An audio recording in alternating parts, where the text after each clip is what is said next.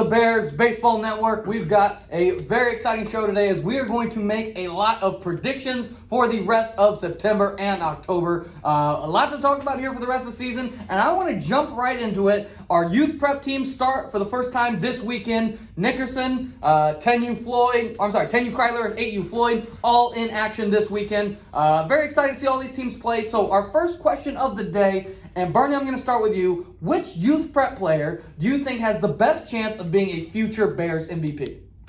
Yeah, I think I'm going to go with the consensus favorite, probably Blake Nickerson.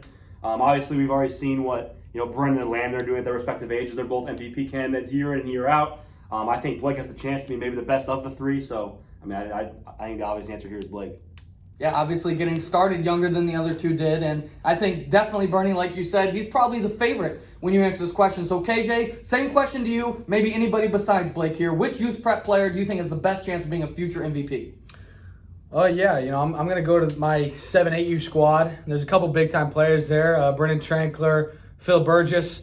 But I think I'm going to go to Leighton Meyer. Obviously, that name is well known, like another legacy name like Blake Nickerson. Leighton's got the power, and I think he could definitely eventually be a MVP.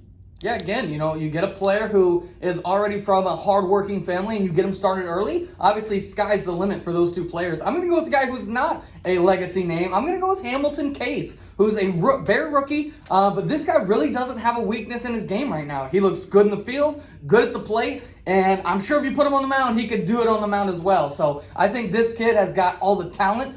He's probably the most talented new player we brought in for our youth prep teams, and I'm very excited to see what he puts together in a Bear uniform. So I'm going to go with Hamilton Case for that one. Our next question here, so we have three superstars, three MVP candidates from last year who have come into this year and maybe are not quite playing like themselves. They definitely haven't been bad, but they definitely haven't been the MVP candidates they're led to be. So which of these three players, Andrew Willeret, Parker Ells, and Jack Roberts, who aren't quite having the seasons they had last year, which of these three do you think will rank the highest on their team in OPS? Willeret currently is 5th on his team, Parker Ells is 5th on his team, and Jack Roberts is 5th on his team. So which of these three do you think will rank highest on their team in the next 2 months? KJ, I'll go ahead and start with you. I'm going to go with Parker Ells. I think he went on a little bit of a cold streak towards the middle part of the year, but to finish the year, he was great. To begin the year, he was great. And I think he's going to go right into fall and be great again. I always like to bet with Parker Ells.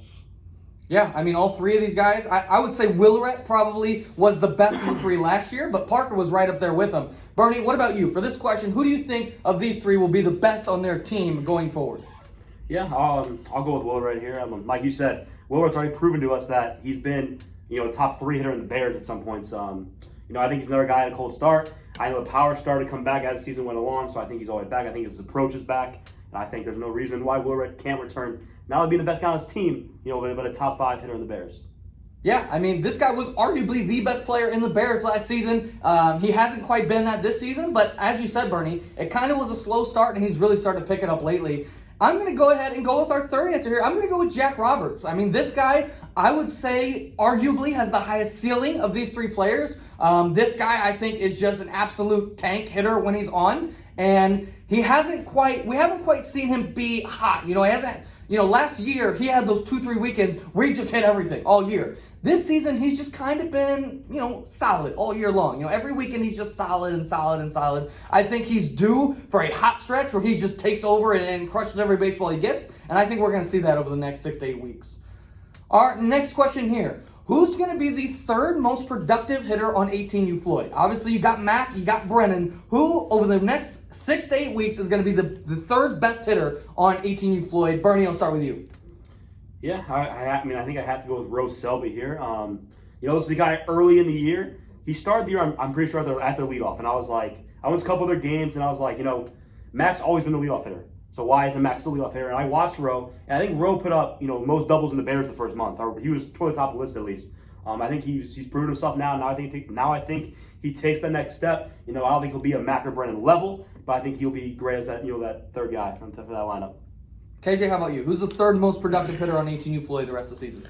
Yeah, I'm going to go to Clayton Kyera. He's a guy who earned his spot in the spring. He's coming into the fall with a solidified role. First time he's really had a solidified role to start a season. So I think that's going to pay big dividends for him. I think he's going to have a lot of big opportunities where he's going to be in the order likely behind Rowe, Mack, and Brennan. So I think he can drive in a lot of runs, and he's going to be a big-time hitter for them. I'm going to go ahead and go with Elliot Myers. I think he's going to be probably in that 4 or 5 hole the rest of the season. This another guy, huge power potential, and I think, honestly, he's kind of had a quiet season in terms of people talking about him. I think big part of it, he was hurt for a little while, but he's actually put together a pretty solid offensive season so far. I think he's going to kick it into another gear now that he's back fully healthy, and I think he'll be the nice, third man for that duo of Mack and Brennan. Okay, finally, our next question before we go into rapid fire fill in the blank. What is going to be the correct order? Okay, so I'm looking for 4 players in order of the top 4 innings guys on 13U Floyd. So I'm looking for in order. KJ, this is your team. I'll start with you. In order of most innings to 4th most innings, what do you think is going to be the order of the innings guys on 13U Floyd? Tough to say to order the first 2, because I think Caden Inman's going to give you be more efficient than ZZ Garcia, but I think ZZ definitely ceiling.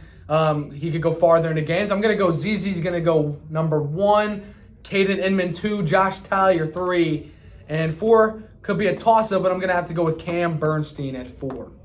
Okay, so again, this pitching staff trying to find its legs here, trying to find new guys, and I think 4 solid names there, Bernie. I think the big question here is who's number 1 and then who's number 4, I think is what we're looking at here. So Bernie, what is your order of the top 4 innings guys on 13U Floyd? Yeah, I think ZZ's going to get the guaranteed innings, first ball, or getting the ball first game, or big game on Sunday. So I think I have to go with ZZ. And then number 2, I'll put Josh Tallier there, because I believe, I could be wrong, but I believe he is leading team in innings so far this fall. I think he's found the zone now, so he's being efficient up there. And then Caden Inman obviously at 3. And at 4, I think it's tossed up between a couple guys. Cam, maybe like guys like Paxton. But I'll stick with the coach here. I'll stick with Cam. Okay, Cam Bernstein, I think that's definitely a very good answer. For me, I'm going to go with Caden Inman number 1. To me, he's like old reliable, and not that I think Caden can't be the best pitcher on the team, but it sometimes is rare that your best pitcher is also your biggest innings guy. I think Caden's going to have a start and also a relief appearance on most weekends, and he's just so efficient. I think he's going to get a lot of innings over the course of the fall. I'm going ZZ 2 and Josh 3. Basically the same reason all you guys said. I think these 2 guys have both gone to another level on the mound. And then the 4th spot, a lot of different guys. I kind of want to say Paxton, but I'm worried with his catching. I'm worried he's going to get a lot of innings. I kind of want to say maybe Knifrey, but I'm worried, how often is he going to be able to really go out there and eat innings? So I think I got to agree with you guys. Got to go Cam Bernstein. That was going to be my answer from the get-go, so I'm not going to go ahead and change that one. Give me Cam to be the number 4 guy. All right. Finally, to end the show here, we've got rapid fire fill in the blank. So I don't need an explanation. I just need an answer for each of these fill in the blanks. Bernie, we're going to start with you for the first one. Our first fill in the blank. People will be surprised with how good blank is. Yeah, I think this is a rookie that has been talked about a little less at my 12U age. Give me Rudy Montenegro Langley. I think he'll make an immediate impact for my squad. Okay, I like it. KJ, people will be surprised with how good blank is. I'm going to go to a younger guy. I know we did a whole segment on 2 of his teammates that we said were going to be their big players, but I'm going to go with Lucas Closter. He's going to be a big deal on that team. I know they got Dominic Aher. We talked about a lot. Owen Dobrinsky, but I think Lucas Closter is going to have a very, very good year. Okay, I'm going to go with a guy who's just about to break out right now. I'm going to go with, people are going to be surprised with how good Logan Payne is for the rest of the season. I think this guy's getting ready to break out, and he's going to have a big second half of the season here. Okay, number 2. The second best hitter on 13U Floyd will be Bernie. Yeah, I'm going to trust Kennedy here. Kennedy's been hyping this guy up for MVP. Give me Diego Buccio. Okay, love it. KJ, second best hitter on 13U Floyd will be. Yeah, I love the pick in Diego, but I'm going to go a little bit of a different route. I'm a guy who's just broken into the lineup. Give me Garrett Knight. Ooh, I love that answer. I'm going to go with the second best hitter on 13U Floyd will be Caden Inman. I think this guy has kind of grown out of that, slow and steady player, and I think he's ready to be a star for this team. All right, number 3. The second best hitter on 12U Burnstill will be blank. Okay. Bernie. This guy's going into his second year. I'm going to take Cale Taylor to be my second best hitter. Ooh, spicy one. All right, KJ. Second best hitter on 12U Burnstill will be. Yeah, I'm going to go to another, a little bit of an underrated guy on that same team. Well, it's 12U Burnstill. I'm going to go to Owen Lewis. Okay. All right, I love that answer. I would say he's probably currently the second best hitter on this team, so I think definitely nothing wrong with that one. I'm going to go with the rookie, the young gun. The second best hitter on 12U Burnstill will be Trey Vonderhyde. Okay, number 4, blank will have the lowest ERA on 14U Floyd. Bernie. Lucas Velchek. What are we doing? Lucas Okay, Velchek. Lucas Velchek. You did not have the lowest ERA in the summer. He had a bad start, then he locked it in. All right, KJ. Blank will have the lowest ERA on 14U Floyd. I think Velchek's the obvious pick, but I'm going to go switch it up a little bit to Bernie. I don't want to say the same answer. I'm going to go because of matchups, because he throws so many strikes. Give me Quinn Steinbeck. Okay, I actually thought you were going to say the guy I was going to pick because of matchups. You know, this guy typically gets the weaker team on Saturdays. I think he's just going to mow them down every week. Give me Brendan Bast, will have the lowest ERA on 14U Floyd. Okay, number 5, the highest OPS on 11U Floyd will belong to who? Bernie. Yeah, Lucas Kloster is my pick. Okay, love it. KJ. Yeah, I was probably going to go with Kloster, but I will go with the guy who's been the starter at this point, Owen Dobrinsky. Okay, love that one. I'm going to go the rookie route again. Give me Carson Griffith will have the highest OPS on 11U Floyd. Okay, number 6, the best power duo in the Bears will be blank and blank. Okay, Landon Nickerson is already one of the best hitters in the Bears, and then I've been very high on this guy to start the season. Give me Benny Combs. So Landon Nickerson and Ben Combs. Okay, definitely fair. I'm going to back up my Parker Els breakout, and I'm going to say the best duo will be Parker Els and Landon Meyer. Okay, all right. I feel like you guys are leaving me the obvious one. I'll take Brendan Nickerson and Mac Floyd to be the best power duo in the Bears. All right, number 7, the best Bears pitching staff over the next 6 to 8 weeks will be blank. Yeah, I've stopped questioning his pitching staff. His pitching staff's great every weekend. Give me 15U Floyd. Ooh, love it. Okay, KJ. Best pitching staff in the Bears over the next 6 to 8 weeks will be blank. I'm going to go to 14U Floyd, led by Lucas Velchek. Yeah, this team does not put a bad pitcher on the mound. I'm going to go to 14U Floyd as well. Okay, the best Bears lineup will belong to blank over the next 6 to 8 weeks. Yeah, I'll switch you guys. I'll go to 14 Floyd to this one. Okay, KJ? I think I will. I love the 15U Floyd lineup, but again, I'm going to go to 14U Floyd. They're so deep. A ton of great hitters on that team. Give me 14U Floyd as well. Okay, I'm surprised. I'm surprised that both of you went that route. I'm going to go with what I feel like is the obvious answer. I'm going to go with 15U Floyd will be the best Bears lineup. All right, number 9, the best left-handed hitter in the Bears will be blank over the next 6 to 8 weeks. Bernie, who will be the best left-handed hitter in the Bears?